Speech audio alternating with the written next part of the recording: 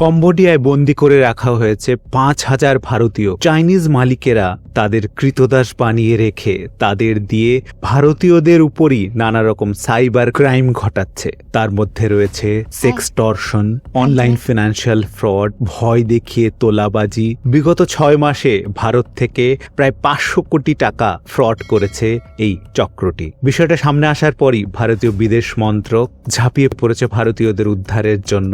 ইতিমধ্যে প্রায় ২৫০ জনকে উদ্ধার করা হয়েছে কম্বোডিয়া থেকে। কিভাবে এই কম্পিউটার জানা শিক্ষিত যুবকেরা কম্বোডিয়ায় গিয়ে কৃতদাস হয়ে গেল? দিনের পর দিন তাদের ইচ্ছার বিরুদ্ধে তাদের দিয়ে জঘন্যতম সাইবার ক্রাইম ঘটানো হচ্ছে। এই পুরো বিষয়টা নিয়ে এবং কিভাবে আপনারা এই সাইবার ক্রাইম থেকে বাঁচবেন তা নিয়ে আলোচনা করব আজকের এই ভিডিওতে। ইনফরমেশন টেকনোলজির ক্ষেত্রে ভারত বরাবরই এগিয়ে। একদিকে যেমন প্রচুর ভারতীয় যুবক এই সেক্টরে কাজ করছে, ঠিক তেমনি অনলাইন ট্রানজাকশনের এবং সোশ্যাল মিডিয়া ব্যবহারের দিক থেকেও ভারত এই পুরো বিষয়টাকে কাজে লাগিয়ে কিছু অসাধু চাইনিজ ব্যবসায়ী কম্বোডিয়াতে এক ভয়ঙ্কর ফাঁদ পেতেছে। কোভিড পরবর্তী সময়ে এবং আর্টিফিশিয়াল ইন্টেলিজেন্স আসার পরে আইটি সেক্টরের অনেকেরই চাকরি চলে গেছে। এই পরিস্থিতিতে কম্পিউটারে ডেটা এন্ট্রির মতো সাধারণ চাকরির জন্য মোটা টাকা বেতনের লোভ দেখিয়ে ফাঁসানো হচ্ছে ভারতীয় সফটওয়্যার ইঞ্জিনিয়ার বা প্রোগ্রামারদের। প্রথমে চাকরির লোভ, তারপর বিদেশে যাওয়ার টিকিট। এই প্রতারণায় পা দিলেই ফাঁদে বন্দী হচ্ছেন ভারতীয়রা। কেন্দ্রীয় স্বরাষ্ট্র মন্ত্রক ও সাইবার সেলের তরফে জানানো হয়েছে এই মুহূর্তে কম্বোডিয়ায় ৫,০০০-এর বেশি ভারতীয়কে বন্দী করে রেখেছে চীনা হ্যাকাররা।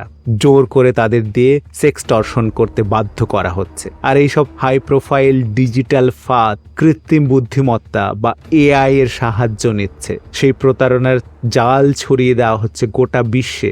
লোকজনকে ফাঁসিয়ে কোটি কোটি টাকা লুট করছে চীনের সাইবার অপরাধীরা।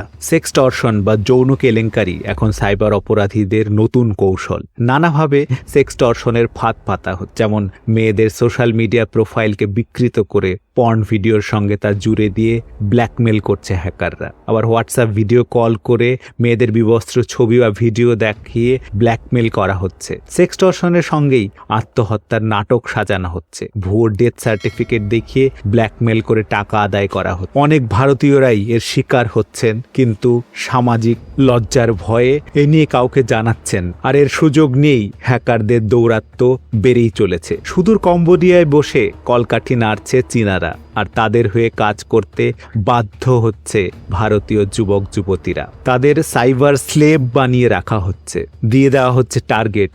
আর সেই টার্গেট পূর্ণ না হলেই নানা রকম শারীরিক এবং মানসিক অত্যাচার করা হচ্ছে। কিন্তু কিভাবে নিয়ে যাওয়া হচ্ছে এইসব যুবকদের কম্বোডিয়াতে? শিক্ষিত কম্পিউটার এক্সপার্ট এইসব যুবকরা কিভাবে এই প্রতারণার ফাঁদে পা দিচ্ছে? স্টিফেন নামে এক ভারতীয় যুবককে সম্প্রতি উদ্ধার করা হয়েছে কম্বোডিয়াতে। তিনি জানিয়েছেন কিভাবে তার মতো হাজার হাজার ভারতীয় তরুণ সফটওয়্যার ইঞ্জিনিয়ার কম্পিউটারে চীনা হ্যাকারদের কবলে রয়েছে। স্টিফেন বলেছে, কম্বোডিয়া মোটা টাকা মাইনের চাকরির বিজ্ঞাপন দেওয়া হচ্ছে, অথবা হ্যাকারদের এজেন্ট ভারতবর্ষের বিভিন্ন আইটি কলেজ ইনস্টিটিউটগুলোতে ঘুরে ঘুরে ক্যান্ডিডেটদের লিস্ট বানাচ্ছে। তারপর এদেরকে লোভনীয় চাকরির অফার দেওয়া হচ্ছে, যেখানে সাধারণ ডেটা এন্ট্রি জবের জন্য প্রচুর মাইনে দেওয়া হবে। এজন্য তাদের কম্বোডিয়ায় গিয়ে থাকতে হবে, কিন্তু যাতায়াতের বিমান ভাড়া, থাকা, খাওয়া সবই কোম্পানি প্রোভাইড করবে। ভিসার ব্যবস্থাও কোম্পানি করে দেবে। এরকম লোভনীয় চাকরির অফার পেয়ে স্টিফেনের মতো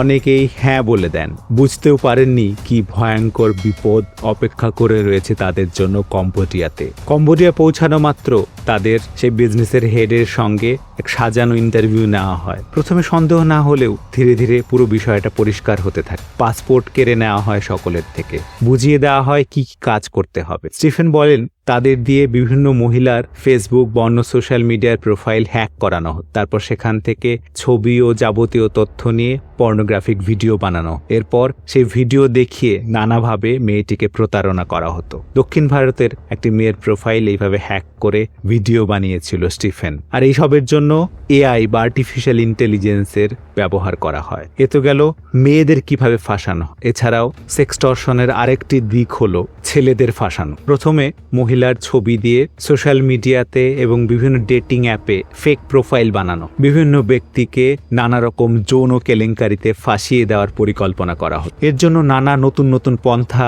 অবলম্বন করতে থাকে। কখনো মিথ্যা প্রেমের নাটক সাজানো হয়, কখনো বা হোয়াটসঅ্যাপ ভিডিও কলে অশ্লীল ফটো বা ভিডিও দেখিয়ে তার ফটো তুলে ব্ল্যাকমেল করা হয়, কখনো বা ভয় দেখানোর জন্য মিথ্যে আত্মহত্যার নাটক সাজানো হয়, ভুয়ো ডেথ সার্টিফিকেট দেখিয়ে ব্ল্যাকমেল করা হয়। এছাড়াও রয়েছে নানা রকম অনলাইন ট্রানজ্যাকশন ফ্রড, কখনো লটারি বা অন্য কোনো প্রলোভন দেখিয়ে, কখনো আবার সরকারি সংস্থার ভয় দেখিয়ে নানা রকম ভাবে টাকা তোলা হয় সাধারণ ভারতীয়দের কাছ থেকে। স্টিফেন বলেছেন, শুধু ভারতীয় নয়, আরও নানা দেশ থেকে এমন তরুণ সফটওয়্যার ইঞ্জিনিয়ারদের চাকরির লোভ দেখিয়ে ডেকে এনেছে চীনা হ্যাকাররা। এমন নোংরা কাজ করতে রাজি না হলেই হুমকি দিত তারা, খেতে দেওয়া হতো না, প্রত্যেককে টার্গেট দেওয়া হতো, সেই টার্গেট পুরো না হলেই চলত অত্যাচার। স্টিফেন বলেছেন, এই নেটওয়ার্ক অনেক বড়, চীনের বড় বড় সাইবার ক্রাইম র্যাকেট এর সঙ্গে জড়িত, কোটি কোটি টাকার স্ক্যাম ইন্ডাস্ট্রি চলছে, 5,000-এর বেশি ভারতীয়কে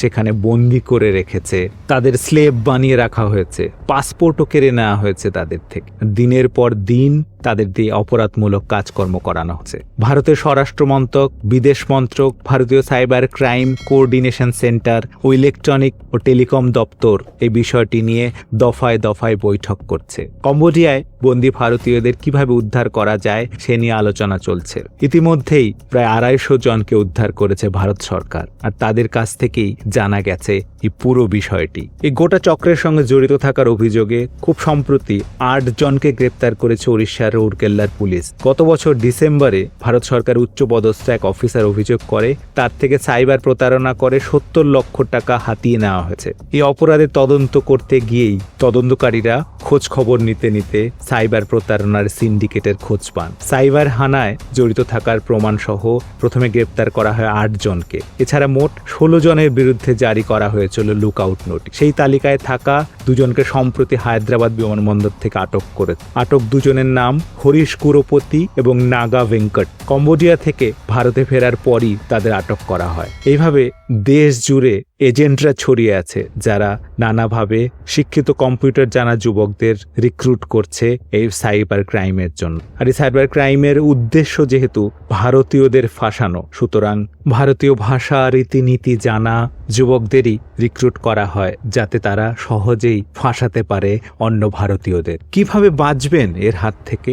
যদি এরকম কোনো চাকরির অফার আসে যেটা খুবই লোভনীয় এবং বিদেশে যেতে হবে, তাহলে অবশ্যই খুব ভালোভাবে যাচাই করে নিন কোন কোম্পানি আপনাকে চাকরি অফার করছে, কি তার ব্যাকগ্রাউন্ড। প্রয়োজনে ভারতের বিদেশ মন্ত্রকের সহায়তা নিন যাচাই করার জন্য। সবকিছুর পরে যাওয়ার সিদ্ধান্ত নিলে ঠিকমতো জব ভিসা পেলে তবেই যান। ট্যুরিস্ট ভিসাতে সেখানে যাবেন না, গিয়ে বিপদে পড়তে পারে। সেই দেশে পৌঁছানো মাত্র সেখানে ভারতীয় দূতাবাসের সঙ্গে যোগাযোগ করুন, নিজেকে সেখানে নথিভুক্ত করুন এবং তাদের সঙ্গে যোগাযোগে থাকুন যাতে যে কোনো বিপদে তারা তৎক্ষণাৎ সহায়তা করতে পারে। আর এই ধরনের সাইবার ক্রাইমের হাত থেকে বাঁচার জন্য সবথেকে বেশি যেটা প্রয়োজন সেটা হচ্ছে নিজেদেরকে এবং আমাদের আশেপাশে সকলকে এ নিয়ে সচেতন করতে হবে যাতে কোনো ভারতীয় এই সাইবার ক্রাইমের ফাঁদে পা না দেয়। বন্ধু বান্ধব, আত্মীয় পরিজনদের এই সাইবার ক্রাইমের হাত থেকে বাঁচাতে ভিডিওটি সকলের সাথে শেয়ার করুন যাতে তারা পুরো বিষয়টি বুঝতে পারে এবং নিজেদের সচেতন করতে পারে। আজকের মতো ভিডিওটি এখানেই শেষ করছি। সবাই সুস্থ থাকুন, সুরক্ষিত থাকুন। নমস্কার।